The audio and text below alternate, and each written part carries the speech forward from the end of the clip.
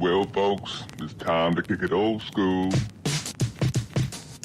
you can feel cool. Give it to me, baby. Baby. Yeah. Welcome, everybody. This is Miles from the MC Variety Hour, here to give you my update tidbit. First and foremost, thank you. Thank you for all your kind words, your encouragement, your personal messages, your emails, your Facebook messages. All those things were so detrimental to my mental well-being. And a part of getting that first tidbit out was just to kind of vomit those emotions and that state of just emotional pity, whatever it was that was inside of me.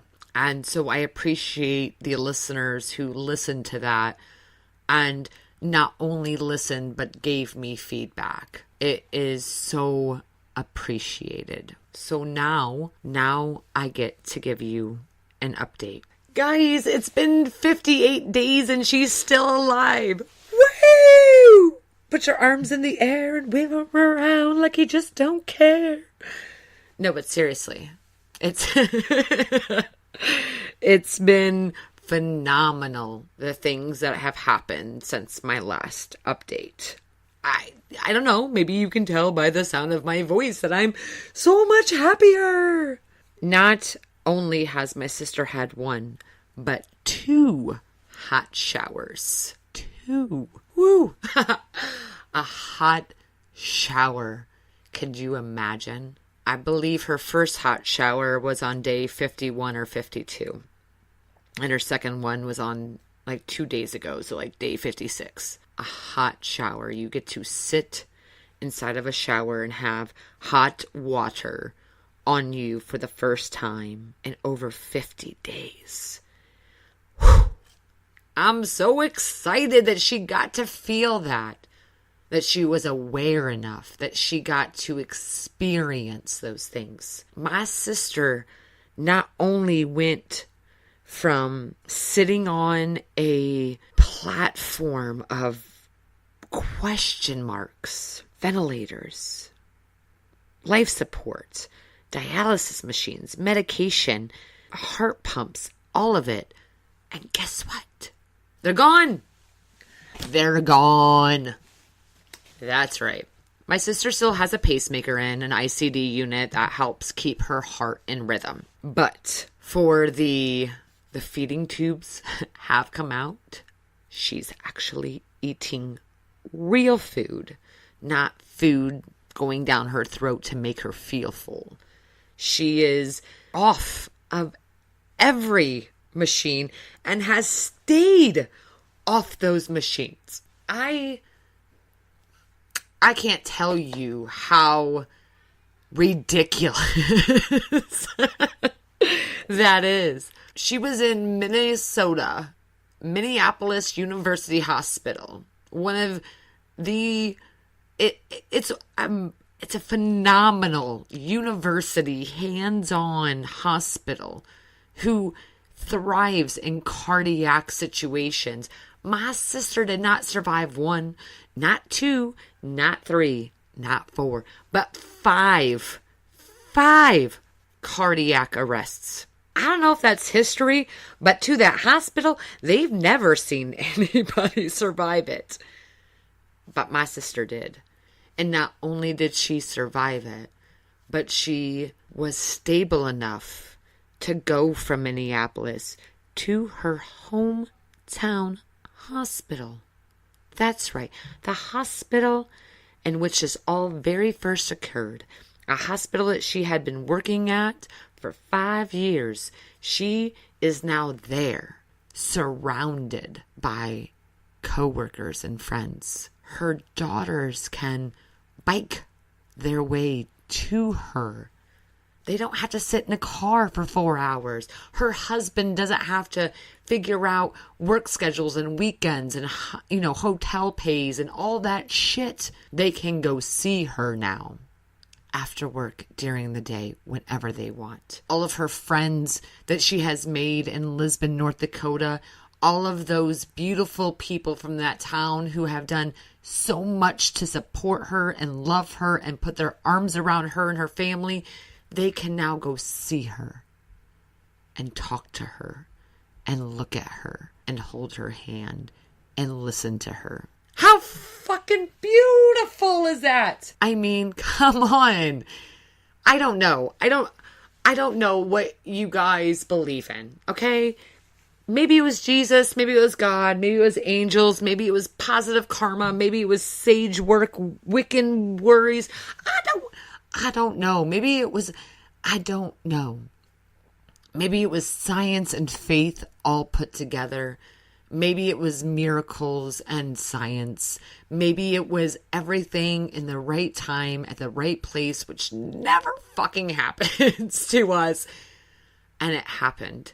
And it happened to my sister. And this is personal. They always say, people only believe in these things when it actually, big things happen to them and blah, blah, blah. Okay. First of all, you're right. I don't know what I can tell you is this. As a person who has been raised very Christian, married to a husband whose family is very Catholic, religion is a part of my life. And so is miracles and the full moon and great things that I have seen happen through other friends and positive karma and, burning of the sage and getting rid of bad spirits and all those things. I know all of it. And one big bubble can actually possibly work together. And you can hate me on it, but please don't, because I'm still kind of fragile. But I don't know what worked together, but it worked. It could have been your prayers, your positive thoughts. It could have been karma. It could have been science. It could have been, I don't care what the shit you think made this happen. Thank you. Because whatever you think made this happen actually made this happen. Mind blown. Mic drop. No, I'm kidding. But seriously, I can't even tell you that we are in day 58 and at June 5th is day 58. So my sister is updating Facebook. I can call her and for a few moments of conversation. I'm not trying to carry on hours long. I know her voice is still really hoarse. There is a lot of physical therapy. The muscle atrophy is very real. It is, she's got pins and needles from her thighs down. We have a very long road to full recovery. And I'm okay with that. I'm okay with the fact that she's here. It might take her 10 minutes to send a text message, and that's okay because she can send a text message. I am so proud of the fact that she can take bites of food, that she can swallow water, that she can pick up her cell phone and answer it, that she can be with us. Because it seems silly, but now that my sister has been transferred to her hometown hospital, she is 14 and a half hours of a drive away. Also, like a $400 round trip airplane ticket. And y'all know I ain't got that kind of money just floating around. But because I know that if you add an extra 4 hours one way and another way, you're talking about an extra, 8 hours on the road, that it's going to take me a little bit longer to go see her in her hometown than it would.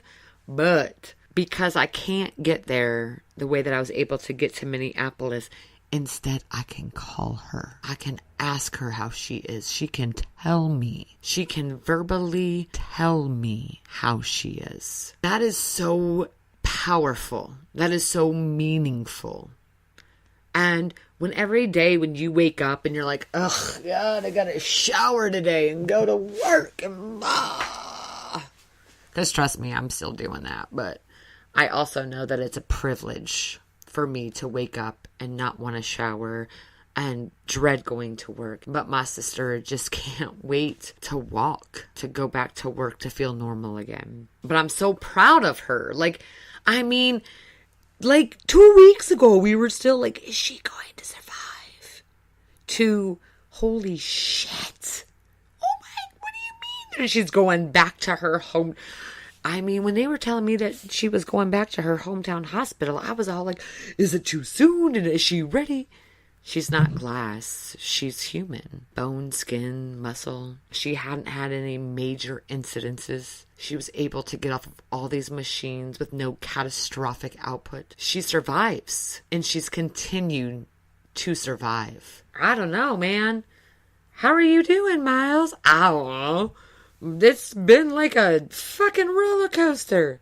And like the ups and the downs and the all arounds and the swoopty soups and my fucking stomach's nauseous as hell and I don't know what to do. But I don't care about the roller coaster. What I like at the end of every roller coaster, you go up in the anticipation and then you come down and you go up and you go down and you go around. And sometimes you're going through tunnels. Sometimes you get water splashed at you.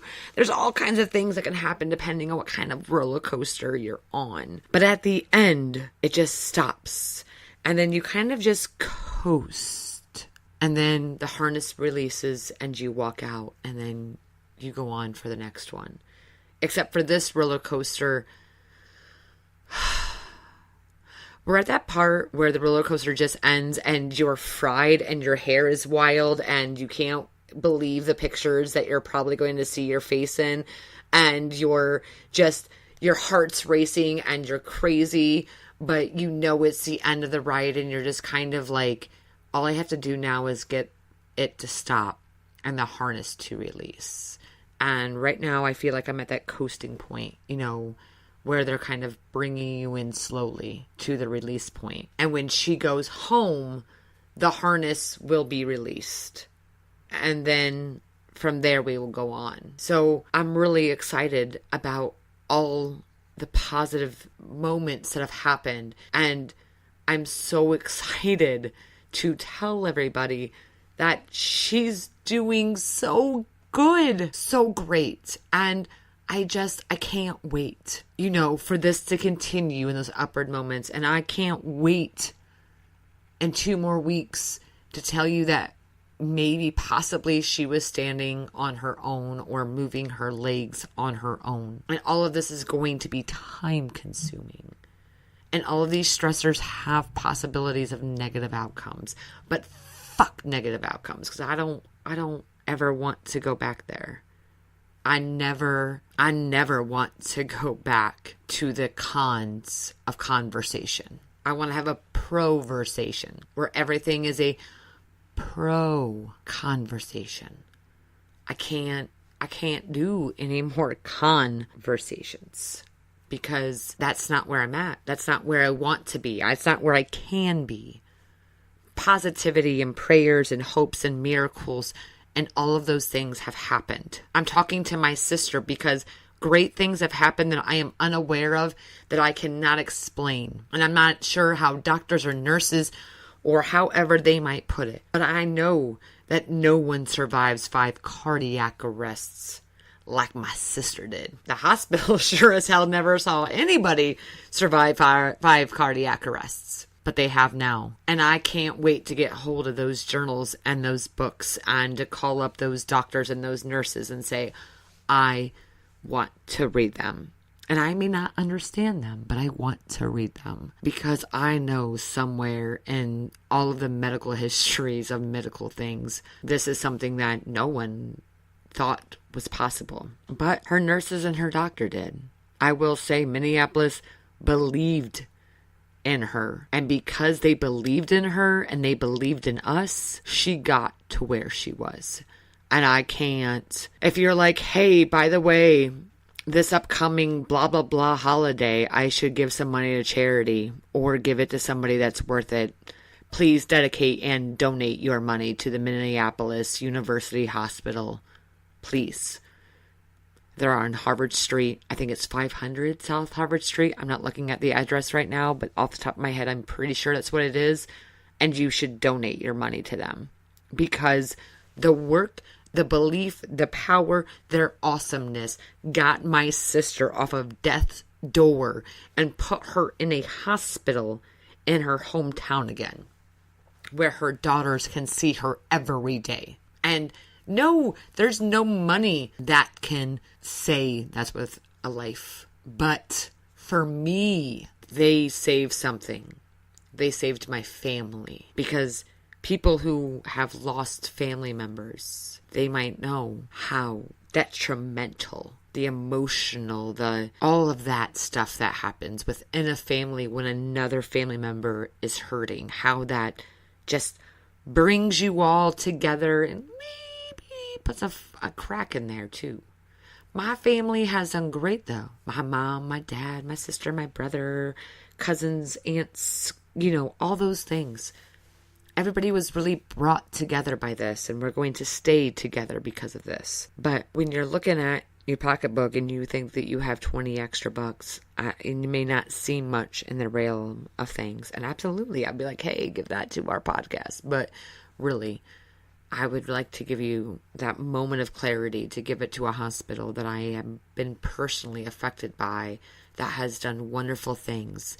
And that because of their belief and their faith in my sister, because had they had doubt of her survival, had they believed for a moment she wasn't going to survive, how would they have reacted differently? But they believed in her, and they believed in her family, and that brought her to home. And of course, she's not in her house yet. We're not there yet. But right now, we got her to the closest place of home, her workplace, where friends and family are so nearby and everybody can go say hi and give her hugs and show her love. And she is never going to be alone when she wakes up. And that is so important, especially to a little sister who lives so far away. It's so important that I know that she feels safe. There will be a lot of updating, and it will take time.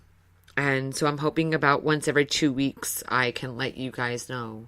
But day 58, June 5th of 2018, my sister put a picture on Facebook today of her and her husband, and she's smiling. And I want to let you guys know that all of your encouragement, your prayers, your thoughts, your positive everything made that happen. And there will never be enough words in a podcast or in a life or in a written letter to say thank you. But I will say thank you for all of it. You guys have been a tremendous power for me, and I appreciate that, and I thank you for that. Take care. Thanks, guys. Love you.